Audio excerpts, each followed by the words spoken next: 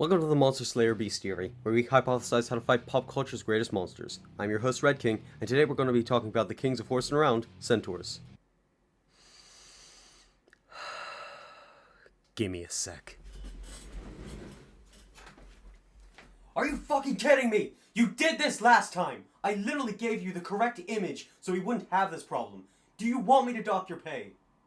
Alright, I forgot where Mark is yet. Either way, I will beat your ass the next time this shit happens. Am I clear? Good. We're just... there. Fucking interns. Centaurs are the half-horse, half-humans from Greek myth. They are most famous for a battle called the Centaur. That doesn't really matter for the sake of this video. All you need to know is centaurs were there, they fought against people called Lapiths, Theseus was also there, he helped the Lapiths, and the centaurs lost. Who are the Lapiths, you may ask? Doesn't matter, back to the centaurs. There are a few different kinds of centaurs, most of the ones you would recognize and come from Mount Pelion in Thessaly. But another tribe from the island of Cyprus had ox horns due to a relation to Zeus that I cannot explain due to YouTube's guidelines. Centaurs were also famous for being depicted with bows, which have no real mythological explanation other than being a representation of their skill in hunting. Either way, let's assume they were skilled with a bow. They were also known to worship the god of wine Dionysus. Thankfully, I learned from my last video about pissing off the gods and already bribed him with a drink from my homeland, so he should be satiated for a while. Now that I've talked about what a centaur is, let's get into their capabilities. Centaurs will obviously have the back half of a horse, but there are many different breeds of horse, so what horse will we have to research to get a good idea of the centaur's capabilities? Thankfully, there's only one horse breed that I could find that is native to the regions that centaurs were said to live in, the Pindus pony. The Pindus pony is a breed that was raised in the Pindus Mountains in Thessaly, exactly where centaurs were supposed to originate. They usually come in one of four colors: chestnut, black, gray, and bay. They are quite sturdy workhorses and are very suited to the mountainous terrain of the Pindus Mountains. They were mostly used as traveling or pack horses. They also don't really need horseshoes, as their hooves are naturally tough and don't really suffer most of the diseases that affect hooves in other breeds.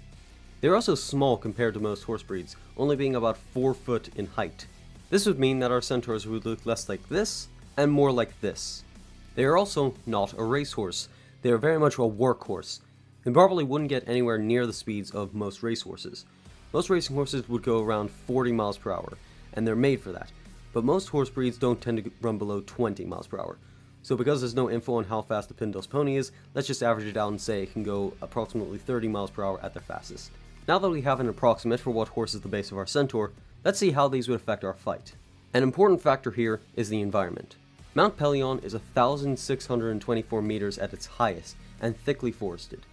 This means that not only do we have to drag whatever gear we need up a literal mountain, but also drag it through the trees and bushes of a forest that is most likely full of tribes of the very thing we are hunting. Thankfully, centaurs shouldn't have any enhanced senses, so we should be free to use whatever gear without fear of them detecting us better than a regular human.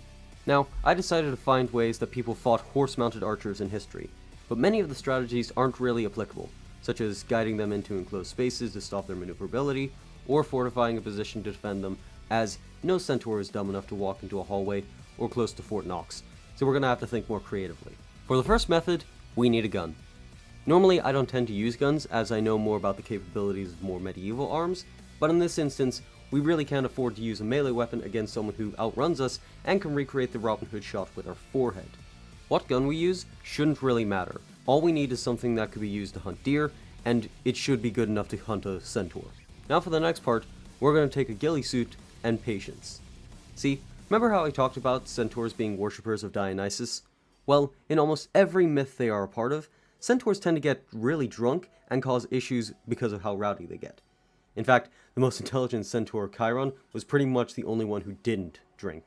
Because of this, if we can sneak close to where they are camping, we can safely assume that if we wait until it gets dark, they are going to get shit-faced off of wine, fall asleep, pass out, or beat the snot out of each other, and then, when the time is right, we can just start blasting and we should catch most of them before they can even get to their bows.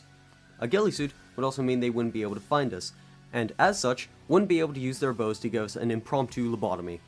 After the tribe is dead, we should just be able to go back down the mountain free of trouble. The other way is to find out where they keep their wine and poison it. I spent some time on researching the plants on Mount Pelion, and while it probably put me on a watch list somewhere, I found that the mountain is actually the place where 3/5 of the world's healing herbs originate, including hemlock. Hemlock is so poisonous that ingesting 6 to 8 leaves can kill an adult outright. And because we identified the species of horse which best matches the area centaurs live in to be the Pindos pony, which weighs between 200 and 300 kilograms, and the average human weighs about 62 kilograms, we can see that it would take at least 5 times the dose of the average human, so about 40 leaves. That should be easy as you are literally in the homeland and peak environment of hemlock. So to summarize, the weakness of the centaur is the same as any middle-aged white woman after the work week: wine. So use it to your advantage. That about wraps things up for this episode. If you have any ideas as to what mythological creature I should theorize about next, then comment it down below. And don't forget to like and subscribe. Until next time, this is Red King, signing off.